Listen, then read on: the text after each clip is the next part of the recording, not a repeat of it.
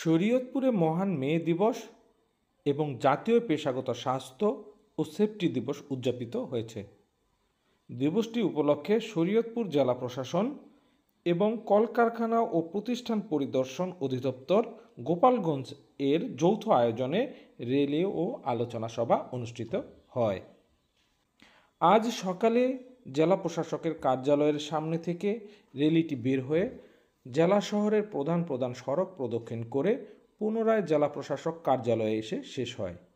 পরে জেলা প্রশাসক কার্যালয়ের সম্মেলন কক্ষে আলোচনা সভা অনুষ্ঠিত হয়।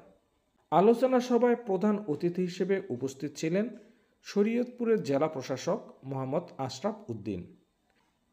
এ সময় অন্যদের মধ্যে আরও উপস্থিত ছিলেন civil surgeon doctor Mohammad Rehan Uddin, অতিরিক্ত পুলিশ সুপার মোহাম্মদ তানভীর হায়দার, পরিবেশ অধিদপ্তরের সহকারী পরিচালক মোহাম্মদ রাসেল নোমান, কলকারখানা ও প্রতিষ্ঠান পরিদর্শন অধিদপ্তরের শ্রম পরিদর্শক মোহাম্মদ জুয়েল হোসেন, জেলা ক্লিনিক ব্যবসায়ী সমিতির সাধারণ সম্পাদক মোহাম্মদ নয়ন সরকার সহ বিভিন্ন অধিদপ্তরের কর্মকর্তা কর্মচারীগণ উপস্থিত ছিলেন।